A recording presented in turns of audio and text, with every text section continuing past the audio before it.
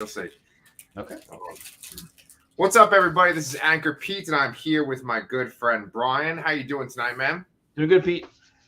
Yeah, I'm a little frazzled because, you got the link a little late, and then also, my dog was scratching at the door, and it just threw everything off. I'm gonna eat some Oreos and get fatter while we do this review. Nice. Is that cool? Yeah. So we are here. We are part of Comic Books Transformed. If you guys have never seen our show before, we talk about the adaptations of our favorite comic books, whether they're turned into movies or TV shows or animated shows.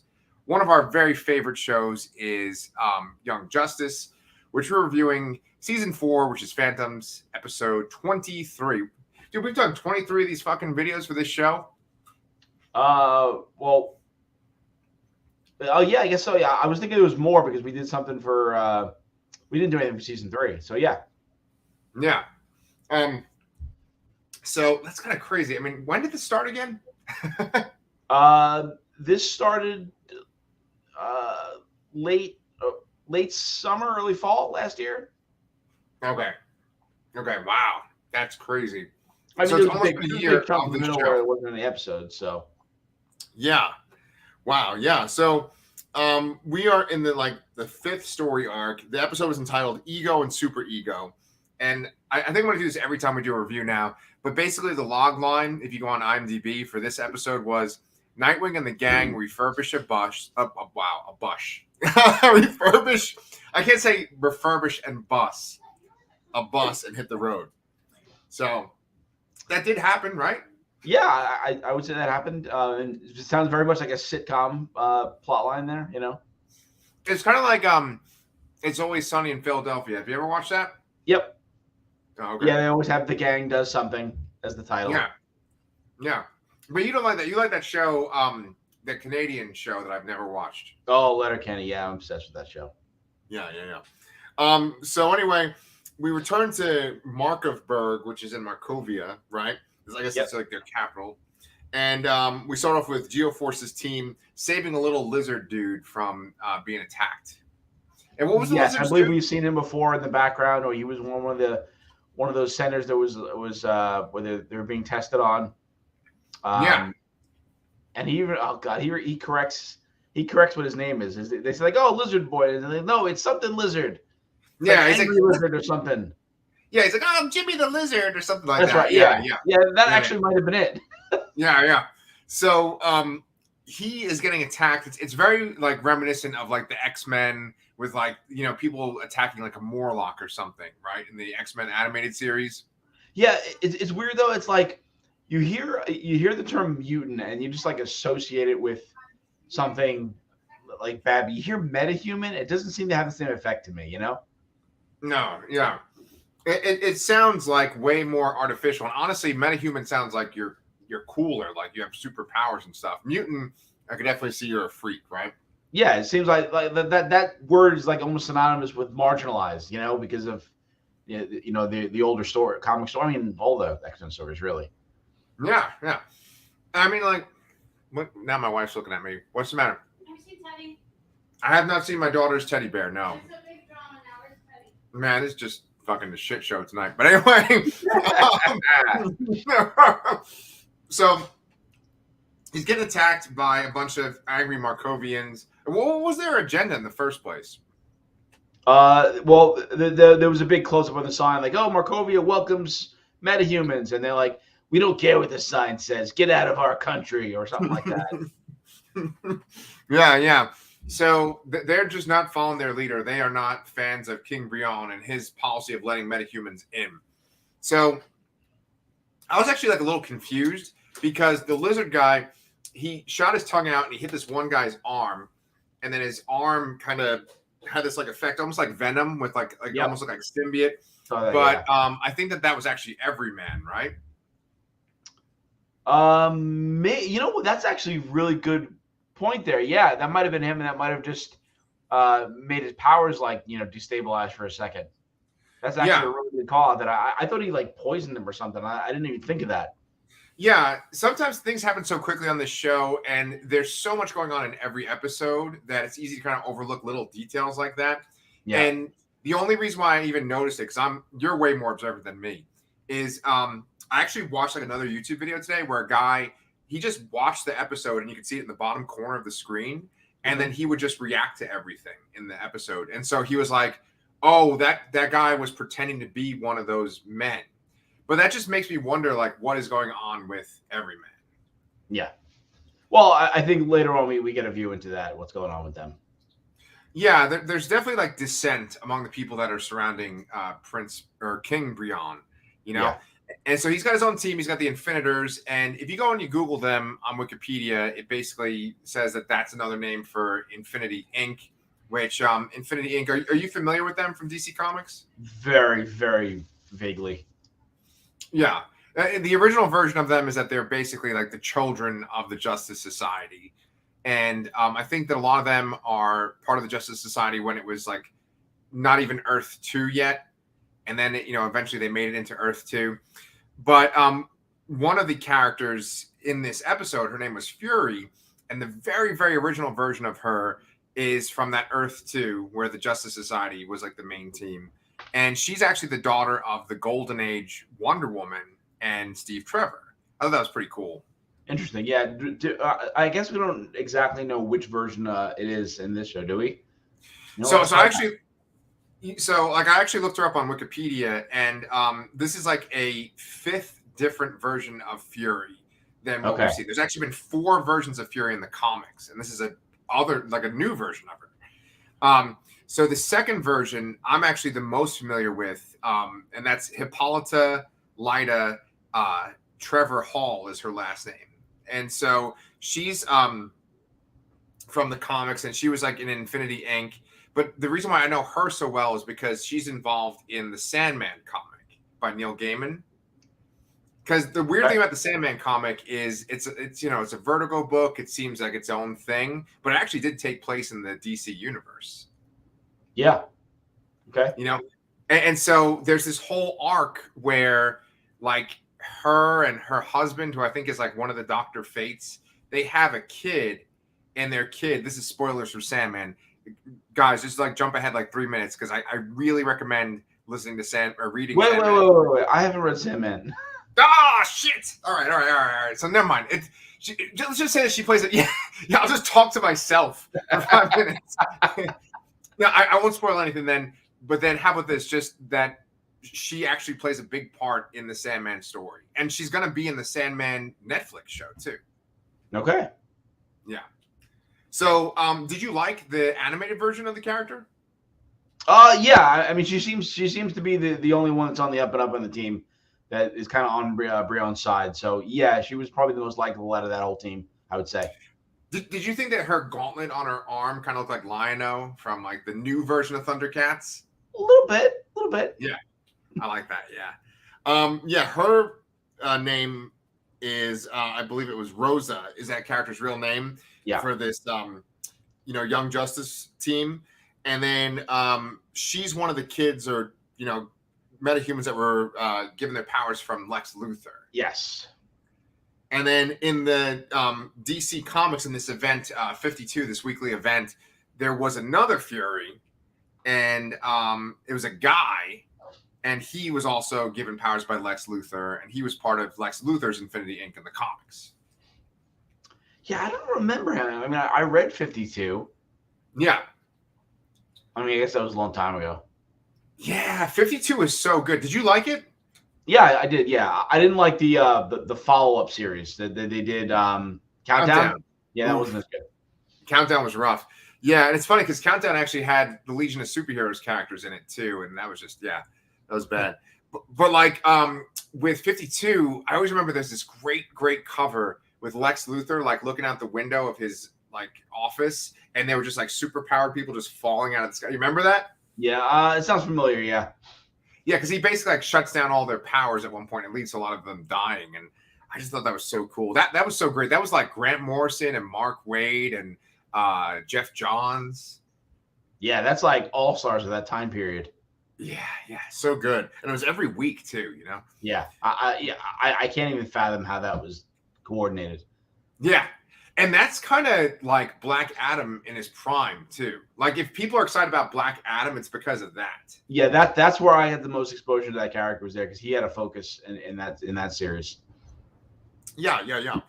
And he also, like Jeff Johns' amazing run of JSA, he has a good arc in that too, and that's what got me into the character. And that makes me excited about the. I think they're drawn from that for the Rock. So basically, what we're saying here is that Black Adam had a really good popular storyline in 2006 when they first announced the Black Adam movie. And pretty much. Yeah. Now. Yeah. Dude, you know what? I don't care if we kind of go off on tangents. Have you heard that they're getting rid of Amber Heard completely from Aquaman? I heard that she was only in it for 10 minutes or something like that. They cut it down. But you know what? There's so many like rumors out there. I feel like so many of them sound like they're just made up for click. So many sound like clickbait, honestly. No, right. I heard another rumor, which I'll get into later, because it's more Marvel related. But I mean, this kind of seems like it's on the up and up, but it's still a rumor. Okay. I like the rumors, man. Yeah, and then also I saw recently, this might have been a clickbait thing, but that they were going to replace Ezra Miller. And I was talking to my wife about Ezra Miller. She didn't even know any of the controversy about them. Yeah, and I keep seeing articles pop up because I guess I clicked on one once and I'm just tired of them. But it's like, oh, now we have audio footage and body cam footage of him being misgendered and being angry and all this. And yeah, I don't know. He seems. Oh no, he was creating music with some guy and he just like stole the music or something. Like he's like on SoundCloud or some crap without crediting the other guy at all. Oh my God. His like they should just make a movie of him that's like Tiger King, it's just like a documentary. He's just crazy stuff going on with him. Them shit. Them, yes. Yeah. All right. So we're on a tangent. Let's see. So let's just talk about this Infiniter team. So you got Fury, you got Everyman who's like the shapeshifter, and he's definitely shady. Then you have Trajectory, and that was once again another character that was created in 52. Then you have Cobalt, which you sent me the link. That's an original character, I believe, for Young Justice. Was it original? I didn't see any Cobalt or Kobold in DC Comics. Oh, Kobold. Yeah, actually, it doesn't even say in the Wikipedia. Never mind. Yeah. So like he's kind of like the Atom, where he could shrink, and he still had like super strength. He was real small. Yeah, and there's not much info yet. I mean, I don't believe he had any lines, at least not in this episode. So I don't think he has a voice actor on the show. But he was in. He's never had any lines in the show. But he appeared in 2 other episodes in season 3. So. Yeah. So, like, what do you think? Are they going to show any more in Markovia, do you think, or what? Yes, because that the ambassador guy who's part of the Light, I mean, he's scheming something here. I mean, they're clearly trying to put Markovia at odds with the Justice League. One of the big issues of contention is that one of the metahuman youth centers they're opening is like poaching people from the JLA center, like metahuman center that's in a neighboring town. So there's that guy's setting up some political stuff there to maybe take down Brion or something. I'm not really sure what his goal is there, because I feel like we haven't gotten at least the last few episodes. We haven't seen too much of what the plans of the Light are. Outside of seeing Vandal Savage's backstory and minimal involvement in not minimal involvement in the Lords of Chaos and Order arc. I mean, he really was a huge part of it, but he didn't have much screen time. Yeah, we haven't seen that much of the Light recently, but when we did see a lot of them, it actually was in that whole Atlantis arc, right? Yes, because they tried to take over the underwater kingdom or whatever. And so, it's interesting because I actually didn't even remember that guy was on the Light or worked for the Light. So I'm glad you refreshed my memory there. Yeah, he's like a riff on some character, the Bad Samaritan. Oh, okay. Zviad Bazovi. Oh, okay, yeah. Yeah, I'm he sure was that's he was definitely originally an pronounced it too. outsider villain. Yeah. Yeah. It's amazing. DC just has this like, endless supply of characters they can put in, to a show that are like D-level villains and supporting characters. It's crazy. Yeah, it's like for the most part. I mean, maybe with the exception of this Kobold guy, most of these characters are like have been in something, and you may have not read it, but I mean, these books have been going on for 75 years. Yes. Yeah. And one thing I just kind of wanted to touch upon this, it's like a lot of these characters were originally named after characters that are the descendants of JSA members. I personally am a big fan of superheroes that are like legacy characters where they inherit the mantle of another hero. And I think that Marvel has really picked that up recently. And I think it's because it was so big because of that Jeff Johns run, that JSA run. Because he really explored the idea of the JSA and there being like generations of heroes. And I like the idea with this Infinitor group that even though we don't know the Young Justice Universe version of the original characters, they kind of are named after DC characters that exist, Yeah, and especially considering too that this entire show is based on legacy heroes and putting them in the spotlight. So yeah. And so that kind of ties into a B plot for this episode. Would you say that for this episode, the Markovia thing was actually the A plot? Yeah, yes, yeah. Because I mean, I would say overall this arc, the A plot is the Nightwing and Zatanna and Aquaman and all them getting together, but their involvement in this episode was very minimal. And more even comedic in a sense. Right. And then we also had that was the A plot, and then like the B plot was probably the side stuff going on with Halo, and and also that meeting, that support meeting with Beast Boy and Terra and all them. Yeah. And see, that's what I wanted to bring up, that meeting with Beast Boy and Cyborg and Terra, basically like the outsiders, right? They're all kind of having a counseling session with Black Canary. Like Beast Boy seems a lot better. He's recovering and he has his own little service animal, and it's a corgi, and its name is Wingman. And then he mentioned how that's named after the very first sidekick that was ever around. Which, I mean, is that a real thing, or is that something they're making up for this universe? Because I'm assuming I know any Wingman. Yeah. I'm assuming though that there is like a golden age sidekick named Wingman. We'll have to look it up. But yeah. What I liked about that though, because you just like me restarted watching Young Justice from the beginning, right? Yeah, we watched one episode so far. I watched one with my son. So right. I think I'm just 2 episodes in, honestly, and that's it. But like, they have so much disdain for being called sidekicks in that first episode. They're like, oh, I don't want to be called a sidekick. Like Speedy just gets so pissed off. He's like, I'm not your sidekick. He like throws off his hat. He like quits. Yeah. He's like real intense, And it's funny though that like we've kind of gone full circle, and now Beast Boy is naming his pet in like honor of the first sidekick. So I like that little touch. I feel like we've really come far in the show. And when you watch that first episode, like we did, like Robin is really small, right? Yeah. Yeah, it's almost like weird to see, because it's like I associate a smaller stature with other Robins, right, more so than I do with Dick Grayson. So it's like they kind of melded them together, but they've shown them all at the same time. So yeah. So I mean, it's cool to see how far they've come. And like even when you watch that first episode, like Caldor really stands out in that first episode.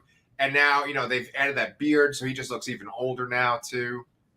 Yeah, I mean one of the biggest things to me, like I didn't really know much about. I mean, Aqualad was original at that point. Actually, never mind.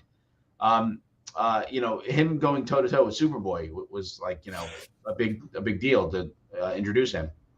Yeah, and it seemed like they had like a bond right away, even in that first episode too. Yep. Yeah. So, were you kind of happy to see every member of the team besides Superboy and Ms. Martian like in that scene? Yeah. I mean, but there wasn't much that happened. They had the little gremlins come out and remake the bus. I don't think Rocket even had a line. No. So, they were very much a C story at best maybe even a D story here, because there's another thing that we didn't mention too was the Phantom Zone scenes. Yeah. Now that Phantom Girl is woken up and was talking to Superboy, and they're trying to get out of there, and he's too anchored to the place, and he's deeply indoctrinated to the Zod cult. So Yes. that'll be interesting to see where that goes and how they get him out there. So because the end of the episode was her coming out and her handle burning and stuff. And it was also nice to get that view into exactly what happened and how they got him there. Yes. And then so she comes out, and then the team goes in via the bus, and that's the last thing we see. Yeah. I really like that because when you first meet Superboy in that first episode that we were watching, he's just like this robot almost like killing machine. He's programmed by Cadmus, and now he's programmed once again by General Zod. And that makes him a pretty formidable enemy. And it's sad because he's made so much progress from that first episode. Yeah, absolutely. But yeah, and I felt really bad for her too, right? Because when she phases back into reality, her hand's burning, and yeah, she's right by that lava too. Yeah, but I think she's gonna be okay. I think she'll probably get rescued by some Martians. Yeah, hopefully. But she probably won't be doing much because it takes so long to fly from Mars to Earth, without Kid Flash helping them out. That is true. They don't have the bioship. The Zeta tube is not functional. Or did they fix it? No, they didn't fix it. Because they flew back there. Yeah. So okay. Yeah. So no. I think, this is the part where all the arcs are still scattered, but they're starting to the strings are starting to get pulled a little closer. So I mean, we have 3 episodes left. Obviously, they're all going to cross paths here and come together at the end.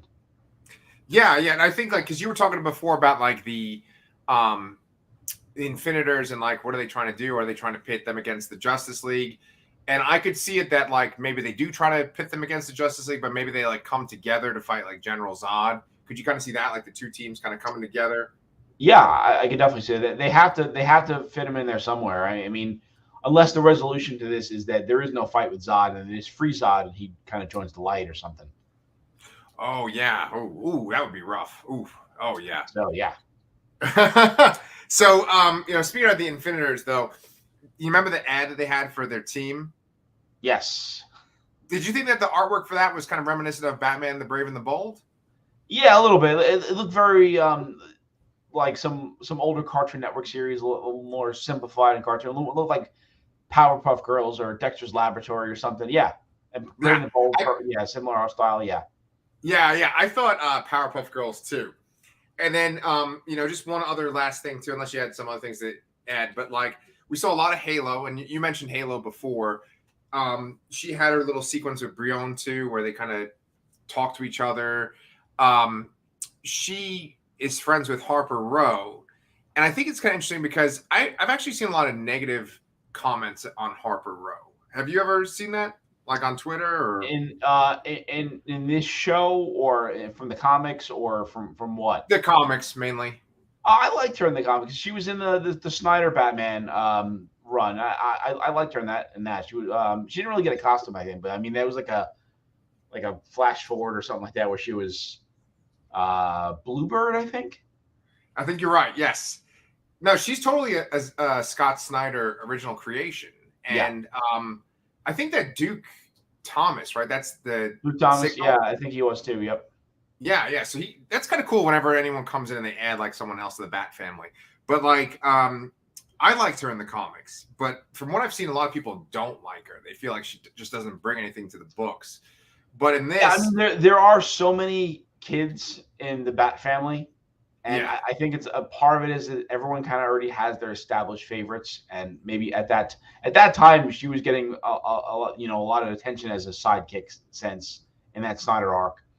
But I really don't think she's been in much since then, to be honest. No, and she's never had a solo title or anything like that. No, I don't think so. But I also do know that I mean, not that I'm definitely not going to watch this, but they have. They're making a Gotham Knights show for the CW. Oh yes, where it's the adopted son of Bruce Wayne is blamed for Bruce Wayne's murder, and along with the children of some of his villains or something like that. What? But Harper Row was actually a character in the show. Oh shit! Okay. Yeah. Wait. So is that going to be on the CW or is that going to be on HBO CW. Max? CW. It hasn't Oh, been canned. It hasn't been canned yet. They just released promotional material for it today with some character pictures. But I mean, it's just kids in clothes. There's no costumes or anything like that. But yeah, it's got Carrie Kelly. It's got Harper Row and her brother. There's a character named Duella, so I'm assuming that's Duella Dent. But Joker's and Harvey daughter. Dent is in the show, played by Misha Collins, which is interesting. That's probably the only interesting thing I found about the show is that. That's and then cool. there was a few other people too. I can't really remember off the top of my head. But yeah, like it's just one of those things where it's like a Batman show without Batman, and I just imagine it's going to be a teen drama show and not really comic superhero related stuff. But yeah. I was semi interested in that when I saw Harper Row in that blurb. That's cool. Yeah, you know, I think that Grant Morrison gave Scott Snyder this advice. You know, because Scott Snyder was real hesitant when he was taking over the Batman title. He was nervous and stuff. And I think Grant Morrison said that you have to essentially give him a birth and a death within your run, right? Like you have to essentially like show the character be born and you have to show the character die for your run to make it your own. And like make it like it's your story that you're telling. And every person that's taken over Batman since you and I have gotten back in the comics, whether it was like Grant Morrison, then Scott Snyder, then Tom King, and then it was James Tynion, the whatever the fuck number four, right? They always kind of like retell Bruce's origin, and I feel like everyone always adds like another supporting character, and that's what Scott Snyder did with these two. And then of course they always going to have their like future story of Batman, or like their story where Batman dies and then comes back to life, and I liked Scott Snyder's Batman run is my favorite Batman run out of the modern ones. What about you? Yeah, I would definitely put it up there. And then along with I really liked Grant Morrison's Batman and Robin a lot. Yes. And talking about more modern stuff. Yeah. So. Yeah, I mean, so we basically Harper. The reason why I even brought her up in the first place was because she's interested in Halo and she's wanting to maybe have a relationship with Halo. And Halo kind of acts a little confused or doesn't know what to do at first. But then after she gets angry at Brion, she reaches out to Harper and it looks like maybe they might have a relationship. So we'll see what happens there. Yeah, I want to see that for the sole reason that if they got married, one of them could, maybe Harper could be Harper. Oh my god, I didn't even think of that. that reminds me, by the way, okay, so is it established in the Mario, like the Super Mario Brothers lore, that they're the Mario brothers, so their last name is Mario, so it's Mario. Mario and Luigi Mario, yeah. Like, I know they make that joke in the movie of Bob Hoskins and John Leguizamo. Yeah, that might have been actually where they originated, or it might have been like an offhanded comment by one of the Japanese creators or something like that. And it just kind of like was just there. Nobody ever really did anything with it. It was just became a joke, really. Okay. So Harper, there you go. That'd be cool. They'll get married. Could you just imagine like conservatives' heads would just like explode like scanners? You would have a lesbian wedding with a Muslim person that uses they them. A non-binary Muslim, yeah. A non-binary Muslim gets married to a lesbian woman. It's just like their conservatives' heads just like mass explode. I mean, I don't think a lot of people watch the show, honestly. So it's not going to matter that much. But I mean, we love it. We love Young Justice. Yeah. What you got? Anything else for this episode for Young Justice? No, I think that's about it. Okay. Sweet. So speaking about conservatives and stuff, let's talk about the reaction to She-Hulk, because the main thing that I see about She-Hulk is She-Hulk has bad CGI, and then besides that, there's just a lot of complaining about She-Hulk. And I wanted to kind of toss a grenade at you and give you a hot button question right off the top. Feel free to deflect. You toss it right back to me. But like, who do you think this She-Hulk show is made for? That's a great question. I don't know who it's necessarily made for, but um, I mean, maybe this is more for a female demographic. I mean, to me, watching that trailer, it seems like a superhero Ally McBeal, honestly. Yes. Well And put. I imagine I didn't really watch that show, but I imagine that the audience was probably more.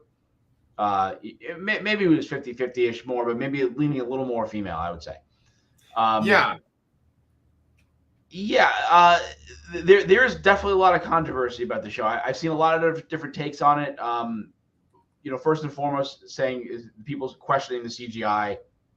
You see people defending it, saying, "Oh yeah, but they're still early in production, and they have 2 months, 3 months, and they're going to put more processing on it and make it look better."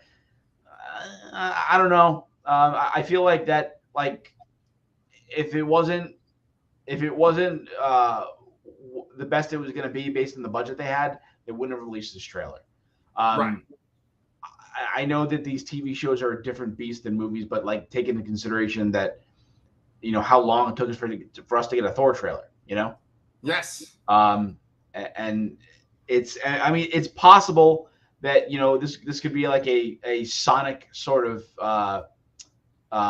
issue here, where it's like people were so like didn't like it that much that they went back and changed it.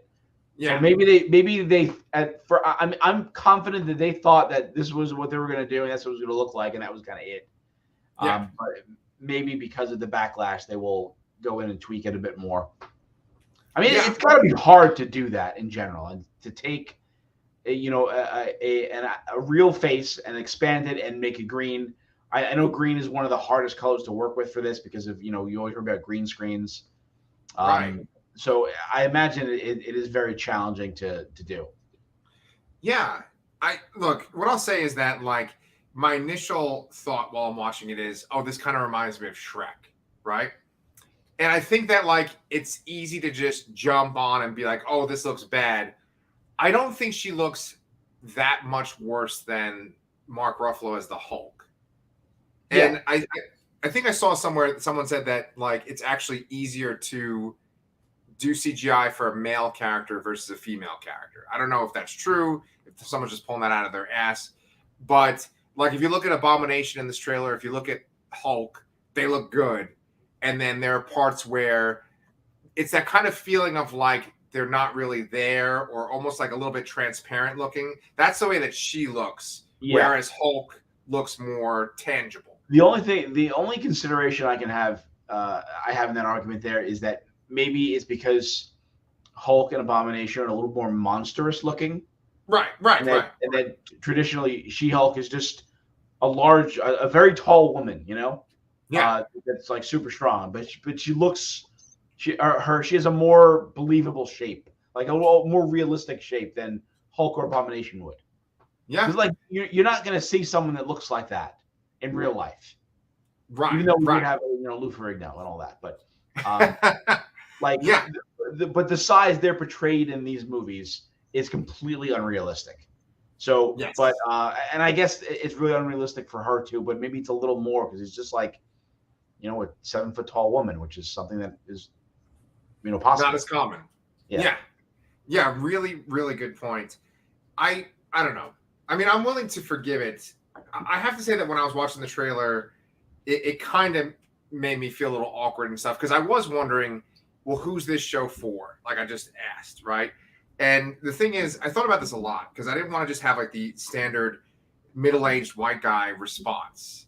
And I think that a lot of views that you get on YouTube that are very popular, that get a lot of people interested, is when they have negative things to say, specifically about like gender inclusion in comic book properties. Like, oh, you're bashing a thing where they're bringing in a woman, or you're bashing this thing where there's a female character. Oh, I'm going to watch that. That seems to get a lot of views, right? And I do think that Disney and Marvel are trying to diversify, and it's not necessarily based on a noble cause. Maybe it's slightly noble, but I think in the end, all of this is done to make money, right? And so the more diverse your cast, the more people you're going to reach, and eventually you might have a bigger fan base that is more diverse, right? Like, I think that when I go to work at a middle school or a high school, I see kids reading manga, but it's usually girls reading manga, right? And I think manga is the closest thing to a comic book. And I think that they do realize that that's maybe the future, is getting more female readers, a bigger female audience. Yeah, Now, I definitely agree with that. Yeah. yeah. So I got one more thing, and I'll get off my soapbox. The one thing is that I do get bothered by the idea of, well, let's just throw in a female character because we want to get a female audience. Like, I don't think that my wife would have any interest in watching this show whatsoever. And she's a woman, right? But I don't think she'd be like, oh, this looks fun or anything like that. And then for me watching it, she said she wants to see a woman doing girly things. I like that they said, like, oh, your ass looks awesome in that dress or something like that. And then in the end, when she's carrying the guy into the bedroom, that made me laugh. But like, I wasn't into it. I think ultimately, this is my last point, and I'm getting off my soapbox, is that I want to see more diverse characters because that makes things more interesting. If this was yet another Marvel series about like a grizzled fighter that's a man, it's like we've already seen that so many times. Like we just saw that. Yeah, exactly. Like having a female lawyer as your superhero, it just makes it more interesting, you know? Yeah, I think, but at this point, I think part of the success of Marvel is that they've kind of taken each character, each movie, and mashed it up with an existing genre. Yeah. And I think this is something they haven't really done. This is a comedy. This is I was like an action-oriented comedy, and this is probably the most comedic thing that they've done so far. Or intending to do so far. And this character has those roots, absolutely. She-Hulk was breaking the fourth wall long before Deadpool. Yes. I had to explain what breaking the fourth wall was to my friend Mike. I had to tell him he didn't know what breaking the fourth wall was, and I was like, yeah, she did that before Deadpool. That's right. I like She-Hulk. I've actually read quite a few She-Hulk comics, and I'm a huge fan of that. It was kind of short, but the Charles Soule run. Yeah, that was great. Is that the one where they draw her and she looks like Arya Stark, or is that a different run? Arya Stark? I don't think so. But remember, there was, I showed you. Remember, there's one, like, there's like a 2-trade-ish like series where she looks like the actress that plays Arya Stark. I don't remember that. It's like the most recent. No. It's not the most recent one, because in the most recent She-Hulk, they tried to make her like Hulk style, where she's like a monster. Yeah. So. You know what? I'm looking at the cover of this. I kind of see that. Yeah. So is that Charles Soule? Or is that someone else? Yeah, I think it is. Wait, I can't send you a link because I'm used to working. We're recording live. Yeah. Now that you mention that, this cover here, it's like her standing in front of Doctor Doom, and for some reason Doctor Doom is like way bigger. So I'm like, I kind of see where you're getting that. Or maybe it looks like not Arya Stark, but God, I don't remember the freaking names anymore. Sansa? Sansa, yeah. Looks a little, maybe it looks a little more like her, I think, or that actress. Yeah. Well, I'll find out, and then like on Twitter we'll send each other, the images and stuff. We'll talk about it. But like, what I'm trying to say is I like the character a lot, and I'll of course watch this. I'll watch all these Marvel shows, but there's always such a strong reaction to these things. They're like, oh, they're like trying to do superheroes, but it's with women, and everyone just gets upset. And I can understand why people get frustrated with this stuff, because it does seem like it's not genuine. But you hit the nail on the head when you said it's like they're trying to do different genres. And that was a great comparison to Ally McBeal, too. Because it's like, they're just trying something different. Let's see if it sticks. Maybe it won't. I mean, Moon Knight, from what I've heard, has actually gotten the best reviews out of any MCU show, and that was the one I disliked the most. I've heard both, actually. I've heard that it got good ratings, but it said there was a lot of fans left, like a lot of angry fans from it. They just didn't think it was up to snuff. I mean, I guess that's me. But yeah, they're trying different things, and I definitely think part of it too is one, they're running out of original actors. You know, people are leaving their roles. More and more as time passes. And also too, like, you know, there was a big point of contention that, you know, how many years and how many movies it took for them to get a solo led movie, you know, with Black Widow. So maybe this is partially a response to that too. It's like, hey, you know, we got this criticism, so let's give them some of that. So, you know, we had WandaVision that was based on mainly on a female character. You know, then we had we'll have Ms. Marvel, and we have this. Yeah, and you know, and then we also had Captain Marvel. Sorry, Captain Marvel happened before Black Widow, but yes. Right. Yeah, and the thing is, I don't, with comics, I don't give a shit. I don't care if it's a female character, if it's transgender character, African American, whatever they are. You know, like, you know, homosexual man, anything. I don't care as long as the character is well written and it's a good story. I don't. Yeah, care. I just want a good story. Yeah. And we just need to move past that as far as like that being the sole criticism, and people just kind of like jump to it right away, like, oh, that's my knee-jerk response, you know. Oh well, they're trying to incorporate female characters. Go woke, go broke. That's like kind of the main thing that they always say. I've seen that before, that catchphrase before. Yeah, and I'm just kind of sick of it. But you know, like, the show isn't shying away from bringing in other MCU aspects too, and I think that regardless of whatever you might think of the tone, you know, we're getting some interesting characters in here, right? Like, we're gonna get Abomination, right? Yep. And then we're also getting Wong too, I think I read. Yeah, I mean, Wong was hanging out with Abomination in Shang-Chi, so, you know, I'm guessing we're gonna get a little more of that storyline there. Yeah, and someone said that, like, you see them walk into this kind of laboratory when Wong opens up a portal, and that could be the lab where Hulk is being held. Yeah.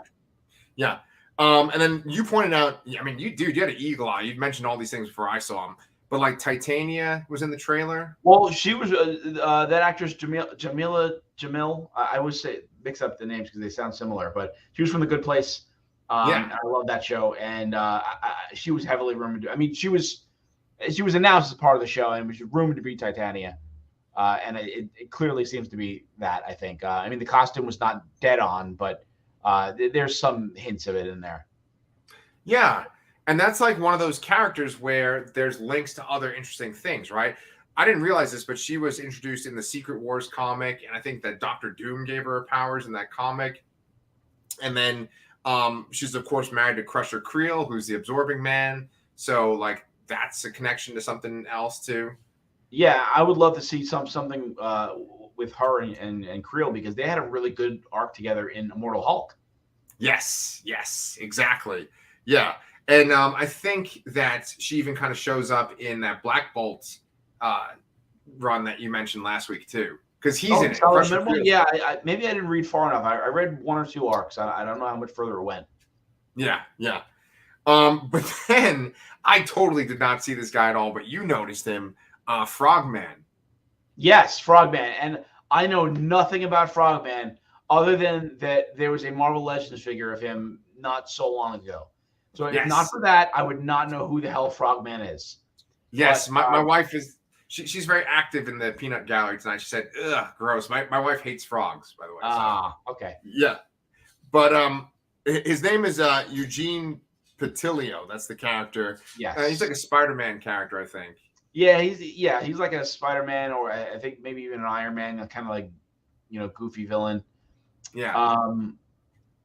There's some interesting rumors and theories about that. I felt like this came from a very clickbaity site. The article I read, this is all assuming and really like stretching a theory out there, but some people seem to think that might be Daredevil in that costume, because in a very early Daredevil issue in the 60s, I want to say it was number 11, and like Matt Murdock goes in disguise in that costume for an issue. So somebody found that little factoid and just started to run with it because, it's a lawyer and he's in this show and whatever. And that leads into the thing I mentioned earlier that this is kind of going around, but it's not still confirmed, but there was a Variety story about people being attached to a Disney Plus Daredevil series. Yes.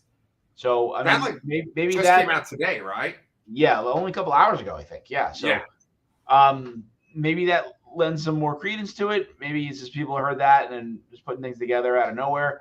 To me personally, I feel like Daredevil showing up in this show, even though it's like a lawyer and they're probably going to be in New York at some point and all this other crap, I feel like that's going to be this show's Mephisto.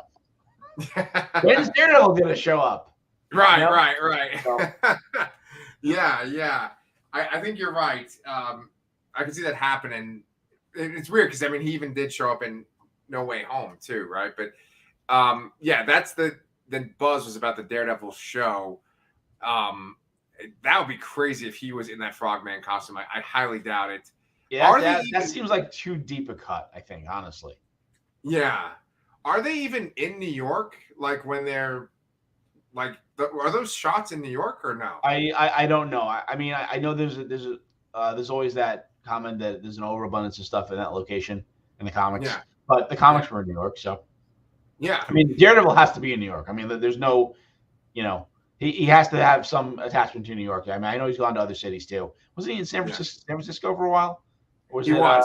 Yeah. In the Mark Waid run, yeah. Yeah. But like the one thing that keeps popping out for me in that trailer is that crazy building that they show, and I'm assuming that's a prison because like pretty much like the next shot they show is Emil Blonsky, Abomination, like in a cell, and there's this guy talking about how they have like a super powered or superhero law division now. Yeah, my thoughts on that was it's probably more visually associated with how the Raft looks in comics, but the Raft seems to be much more off seas in the MCU, right? Like in the middle of the ocean somewhere. So my guess is that might be the Triskelion. Oh, okay. Wow, that'd be interesting. I mean, it's I more associate that with the Ultimate Universe, but it seems like it's off. It's offshore somewhere. Yeah. Some shore. Yeah, and the Triskelion is in the regular Marvel universe now too. So yes, but like I feel like I associate that with the Ultimates. Yeah, totally agree. Yeah, and then you even said that the Wrecking Crew might be in it too. Right? Yeah, there's a shot that I paused this as soon as I saw it before I even finished the trailer. I'm like, is that the Wrecking Crew? Although I'm thrown off by it because like there's traditionally there's 4 members of the Wrecking Crew, but there have been others that have padded out. But and only 2 of them have weapons. I always thought that was weird. Like Wrecker has a crowbar, and then Thunderbolt has the ball and chain. So a guy that looks like Wrecker has a chain, and there's an Asian guy in the back with a crowbar. So it's a little bit like mismatched, but like that shot, I'm like, that's got to be that has to be the Wrecking Crew. There's no other way about it. Right. That would be kind of amazing because they're like this group of characters that, I've never really read a whole story arc where like they're the main bad guys, but they just always show up randomly, and there was like usually really entertaining. What? There wasn't like one-off figures, just like a random like bank robbery or heist or something. Right. And like one of them always brags about how he's taking out Thor. That's like a big thing too. But yeah, I love that. I love that team. If they're in the show, that'll be pretty awesome. Yeah. Did you have anything else about She-Hulk? Yeah. I mean, I wanted to talk about Tatiana. How do you say her last name?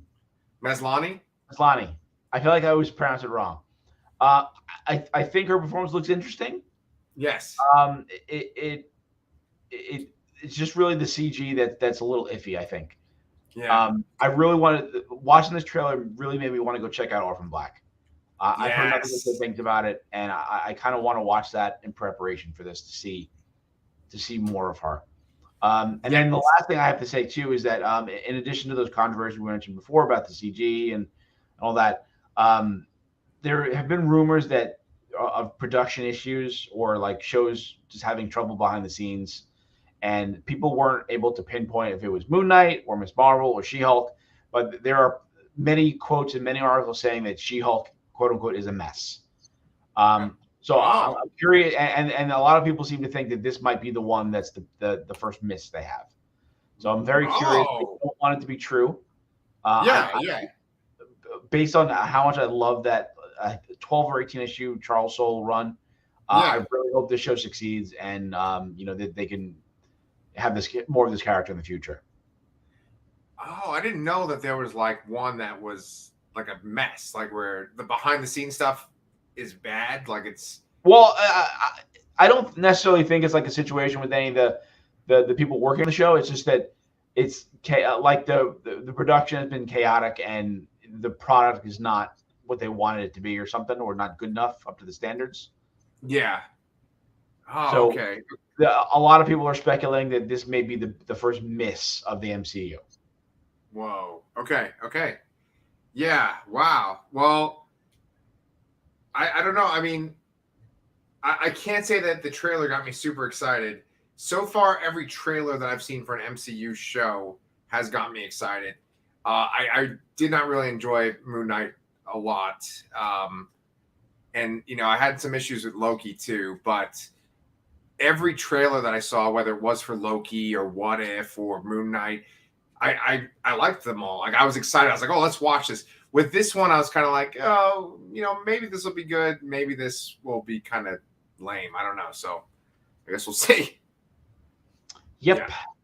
Yeah. So I'm still sitting over here trying to find that. I'm on Comixology right now trying to find like what I'm talking about with what's her face looking like Arya Stark, like She-Hulk looking like Arya Stark, but I'm not having any luck. But anyway, I was going to ask you, are you okay with us recording on next Wednesday instead of Thursday? Sure. Okay. Because next Thursday is my wedding anniversary, and probably that's me right. me talking with my soulmate about comics is probably not good for my wife for our wedding anniversary. But I thought that'd be good, right? Because Obi-Wan comes out on Wednesday. Yes. We got 2 episodes of Obi-Wan. Yes. So we can talk about Obi-Wan on Wednesday night, and then we'll just talk about that Young Justice episode the next week. All right. Cool, man. All right. So you guys, we will be here on Wednesday of next week to talk about Obi-Wan, and then just every Thursday we'll be talking about Young Justice and, of course, the upcoming MCU shows and Obi-Wan. So we got a lot of content this summer. If you've not liked and subscribed, please do. And we'll see you guys